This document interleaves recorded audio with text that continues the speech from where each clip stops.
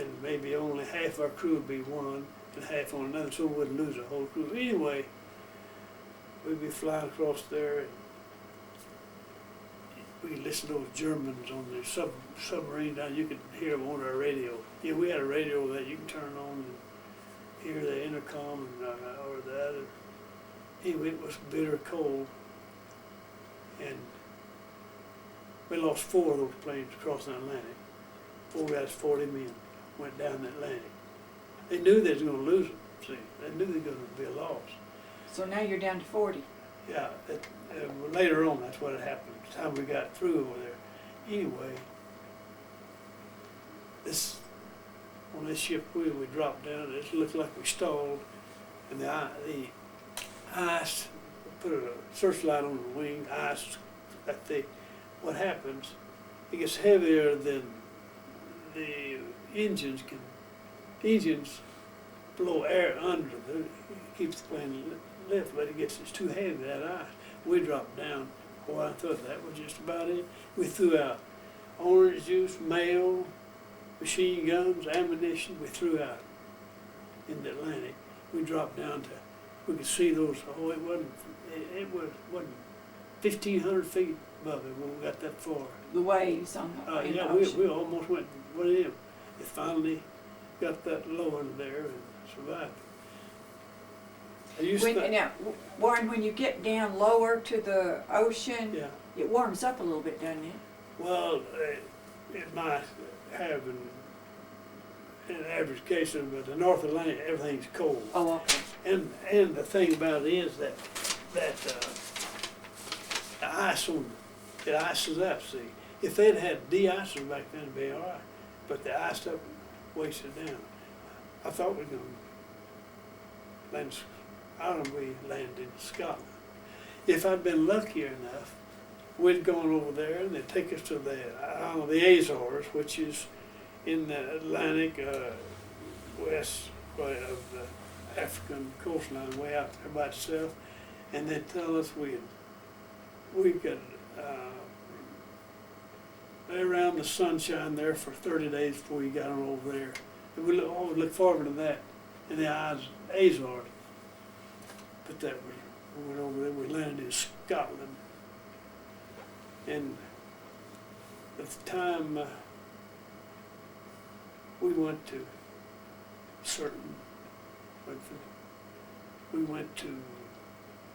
I believe, it was based in Scotland. But then they start breaking us up, different ships going to different groups. I had one good friend named Bruce Cox from Fort Smith. We came on a delay en route before we went overseas, give us 5 days. And we come to Fort Smith. I lived in Van Buren then. And when we left there to go back, Bruce was going over the bridge down. He said, "Well, we'll take one good look at Garrison Avenue. Why? That'd be our last." No, that's not the way it is. He really believed that. He believed that. But his second mission, I found later on, he was in the 306 bomb group. He lost his life. He went down just right away when he got over there. Now, had you been with Bruce all the way through? Yeah, when we was training, I'd been with him all the time, see. Okay. And when I got home that time, I called Johnny Stevens's mother, to see how he come out. Well, she said, "Warren, it's about 3 months ago, Johnny was lost in the Carolina, off the Atlantic coast of the Carolinas. He was a flight instructor. He went down, he had a student pilot in there with me, he went down the Atlantic there. And that's where he lost his life, see. He was just the way he wanted it, and he died that way. And this Bruce Cox, there he knew, and the old got over there. When I come back, I went to see, he was adopted. I see his mother. And his remains is over there in Belgium today, and it's hard for it to take, but he was a fine. Anyway, we go in the crew we had, we're going to 381st Bomb Group. It's in, right out of Cambridge, I believe. And then it was, the warfare was really critical. The Germans they had the greatest Luftwaffe. They were, and these B-17, we get in these formations, and you go right to the target. You know, the Germans they had all this flak, all these guns, and those German fighters, and it was rough warfare. And there's not many, well, I'll say before it's over with, of those 44 ships. Mm-hmm. We lost 4 across the Atlantic. I was on another crew, which is another story. It wound up, the other 32 was shot down. Only 8 out of that 40 ever finished their mission. Out of the 44. Yeah, out of the 44, only 8. That shows you the loss ratio was. It was tough. We go to mess hall, you see new guys there all the time, old ones were out there. I mean, and the big story was Big B, Berlin. You know, I knew when you hit Berlin, it'd be the worst. It would be bad. Berlin had never been hit in the daytime. And here, everybody began to sweat out Big B. And every mission is going to be Big B. And you believe, on the 3rd day of March, 1944, they come in and awakened me. The other crew member didn't wake up. Another tail gunner called in sick that morning. It was 3 o'clock. I knew, boy, we usually get up at 4. Here it's 3 o'clock. But it's a big EME, I mean the maximum effort. Every ship goes up on maximum effort. And getting up at 3 o'clock in the morning had to be Big B. And then they took me off, and this guy that called in sick, I had to take his place. So you left your crew and went with another crew? Yeah, that's right. I didn't like that. Didn't even know any of those guys. Well, in England it was bad weather. It's cold, raining or snowing. In fact, it's so cold we had to steal little clumps of coal to keep from freezing in those. That's where I got a lot of this frostbite, see. Before I even got in the prisoner of war, I like froze in, but that's why that's that way now, see. Like froze. But you get up in the airplane, we had heated seats, so it's 40, 50 degrees below zero up there. Okay. When you're in the northern part where we was flying. Well, the 381st Bomb Group got to be in the breakup then, so that morning we go to breakfast. They always fed us good. If you don't eat right, you get up high altitude there, it don't agree with you. You don't eat cabbage, don't eat anything that produces any gas, you know, on you. And it fed us good. Well, we had real eggs, you know, we had good breakfast. I mean, I still remember the last breakfast I had. That we knew. We got up, went to chow, and then we go to briefing. And a big screen, almost as big as that whole wall over there. And had two officers up there, everything quiet. The whole group, it was the 381st Bomb Group. There's 4 squadrons in the whole group, about 175, 200 men. We're all in this. You're looking at this. They had a big map up there. Mm-hmm. Screen. And they had a curtain they'd pull across, you know.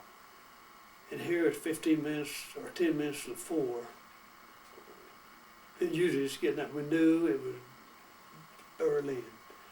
And they pulled that, they grabbed it, you could hear a pin drop in there. Pulled that curtain back.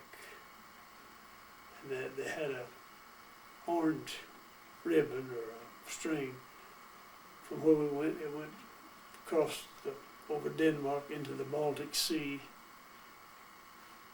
high over the Baltic Sea. A certain spot would be the IP, which is the initial point where your ships gathered. From then you go into the target, and that was Berlin. And there I was on a new, boy, bad luck I've been there. Bad, and new crew, didn't know any of them, see. And I still, that tail gunner called in sick. I couldn't wait to see him. And people, here is big Berlin. It's the greatest, now this is to be one of the greatest of all of them, see, to go to Berlin. All right, were you excited about going or were you scared? Oh, we were all scared, concerned, we knew it was coming. But let me tell you though, before that happened, we had the greatest, with our full crew then, it's about the mission before that. It was on February the 21st or 22nd.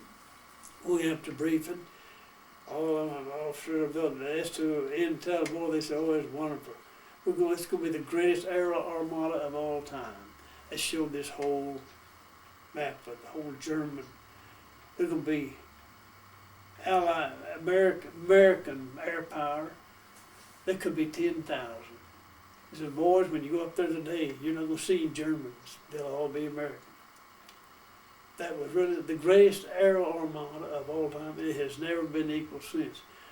And we got on that. That was the next to last mission. We got up there, boy, it's a beautiful day, sitting in the tail. Had a good panoramic view of, you know, I mean, you could really see it. And we didn't need any flags to tell us that nationalistic pride or patriotism. Boy, you can see all these B-17, see some P-47s, you see some, not a German, all American, flying along there, and our target that day was Regensburg, which is the extreme southeastern part of Germany, close to the Swiss border. We're flying along there, and the Swiss Alps over there. I see I'm in the tail. I have a bicycle size seat at a 45-degree angle, and on my knees in real very comfortable position. And I had controlled the 50 cal. I had a 250 caliber machine gun. I had a piece of armor plate, and about 12 or 14 in front of me here. And we had these chest type parachutes. You know, they were great.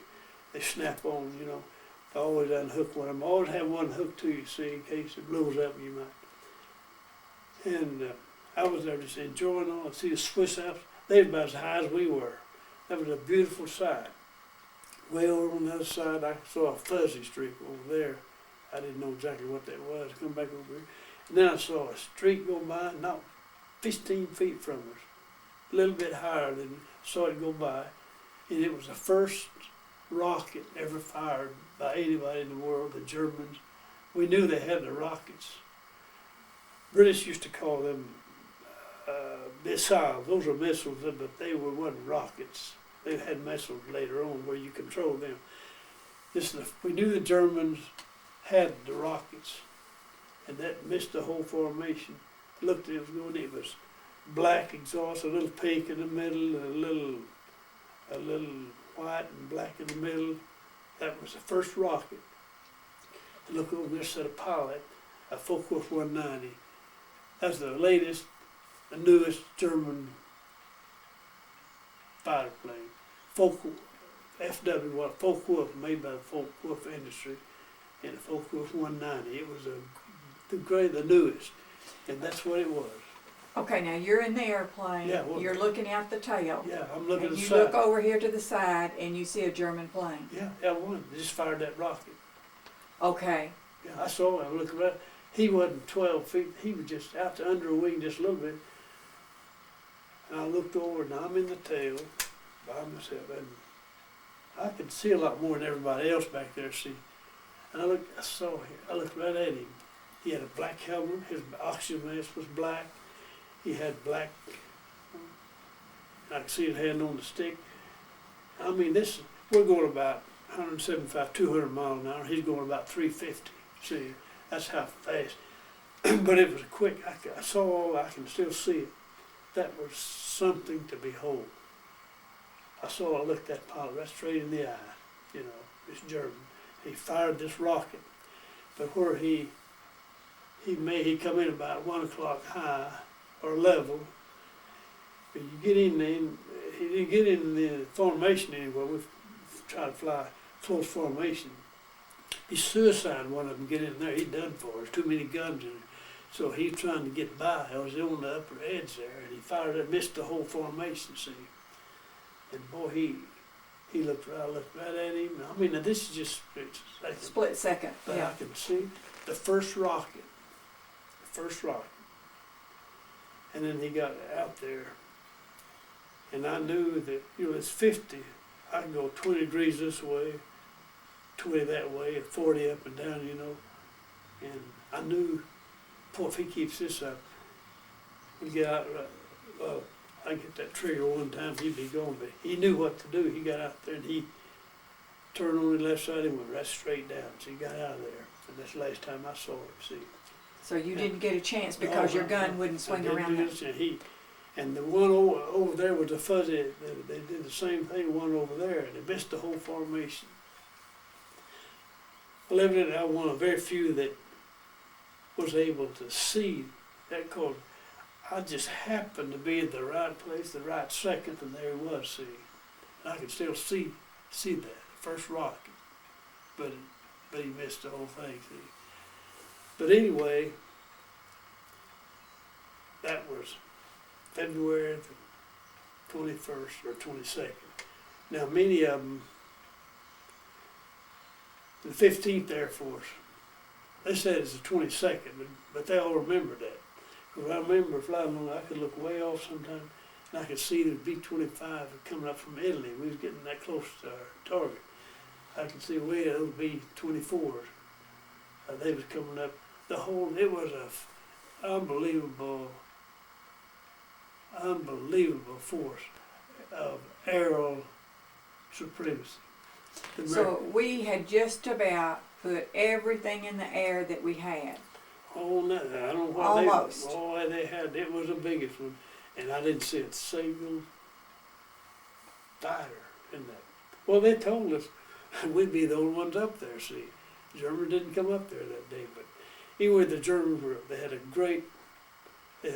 ME-109, a Messerschmitt 109. It was one of the greatest ones. Now, we get back to Berlin.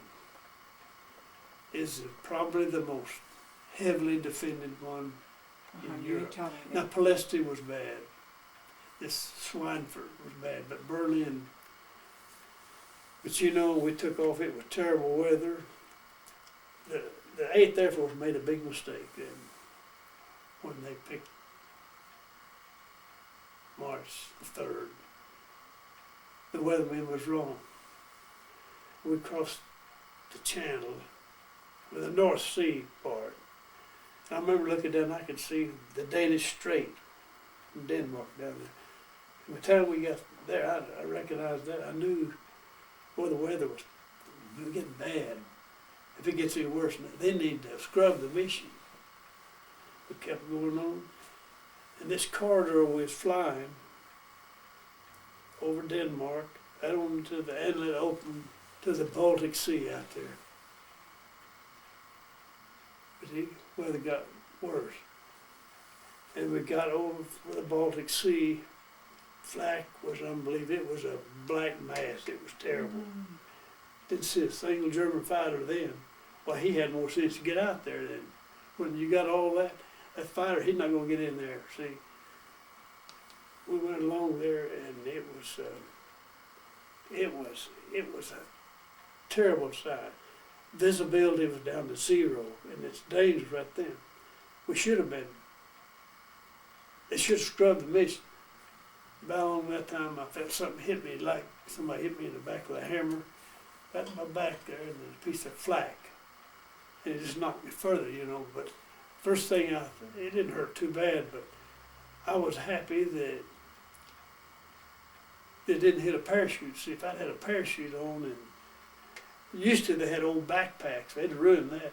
And I could have had some of that stuff, hit one of those, your parachute, and you're done for, see.